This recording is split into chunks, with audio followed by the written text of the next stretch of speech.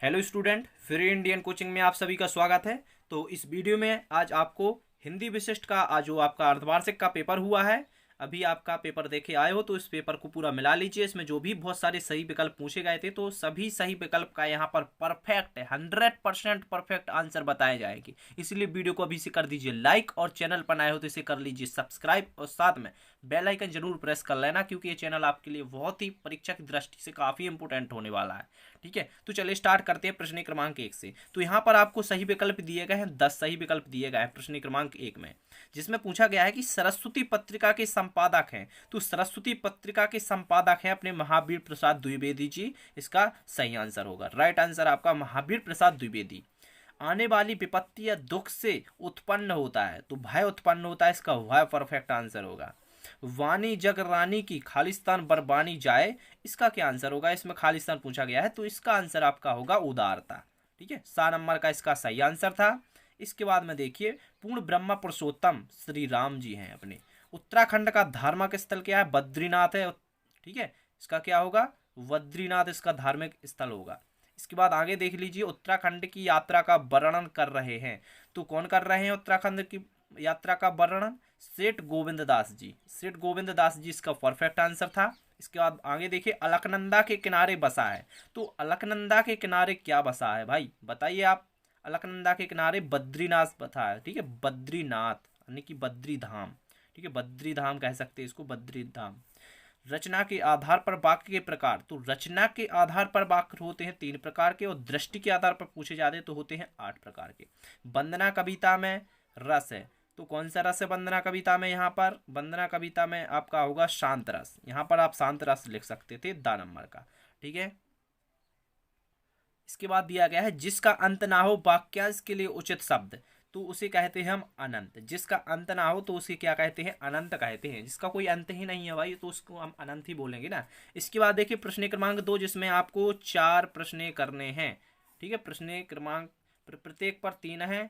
ठीक है, प्रत्येक पर 3 अंक दिए गए हैं, तो आपको कोई 4 करने थे इसमें से। इसके बाद प्रश्न क्रमांक 3 है, तो यहाँ पर भी प्रत्येक के लिए 3 अंक है, कोई 3 करना है। इसके बाद बढ़ते हैं प्रश्न क्रमांक 4 की तरफ।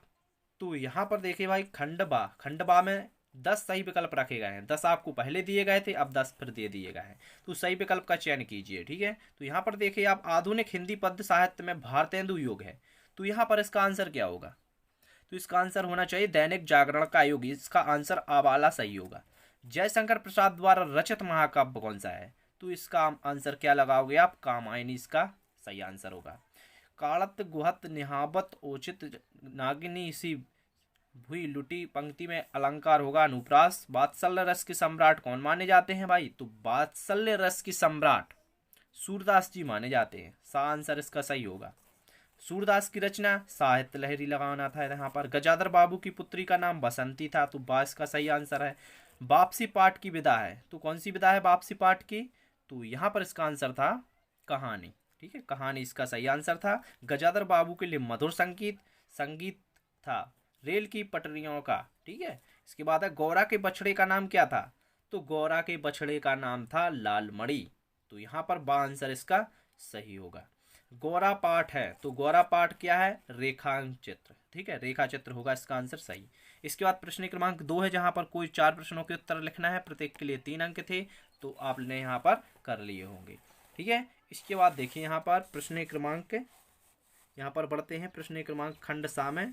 ठीक है, तो यहाँ पर देखिए खंड सा, खंड सा में भी आपसे क्या कर पूछे गए हैं? 10 विकल्प पूछे गए हैं, तो भाई इसका भी आंसर देख लेते हैं। विश्वनाथ की पत्नी का नाम क्या था? तो विश्वनाथ की पत्नी का नाम रेवती था। ठीक है, तो यहाँ पर रेवती होगा। इसके बाद देखिए, नए मेहमान पाठ लेखक हैं, तो यहाँ पर आपका उदय शंकर भट्ट इसका सही आंसर था। इसके बाद है, जिसके आने की तिथि ज्ञात ना हो उसे हम क्या कहते हैं? अतिथि। अतिथि कभी भी आ सकता है, आपने पढ़ा होगा अतिथि देव भाव। ठीक है, तो यहाँ पर अतिथि हो सकता है। ठीक है, इसके बाद देखिए, घनानंद के अनुसार प्रेम का मार्ग कैसा होता है? सीधा और सरल होता है। चातक पक्षी कौन से नक्षत्र का जल ग्रहण करता है? तो यहाँ पर आपको क्या लगाना था?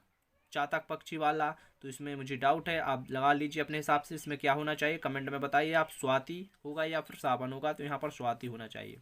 छप्पा छंद मिलकर बनता है तो रोलाला और उल्लाला से बनता है, ठीक है, रोला और उल्लाला से, ठीक है। कवित्त छंद के प्रत्येक चरण में वर्ण होते हैं, 31 वर्ण होते हैं कवित्त छंद के प्रत्येक चरण में। कानपुर से प्रकाशित होने वाली साप्ताहिक पत्रिका का नाम बताना था यहाँ पर, तो इस पत्रिका का क्या नाम था यहाँ पर, देखिए वीर पत्रिका था।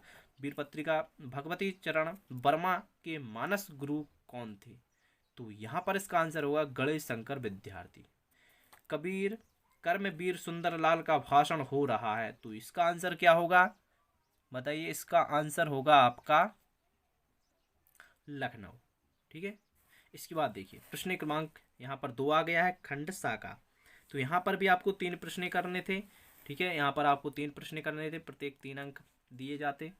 तो इस प्रकार आप लोगों के 30 ऑब्जेक्ट टाइप क्वेश्चन थे, जो कि आप पर सभी बन गए होंगे। आप कमेंट में बताइए 30 में से आपके कितने सही निकले, ठीक है। और इस प्रकार की वीडियो देखने के लिए आप हमारे चैनल को यार सब्सक्राइब जरूर कर लेना, और वीडियो को ज़्यादा से ज़्यादा अपने दोस्तों में से शेयर कर देना है। Thank you.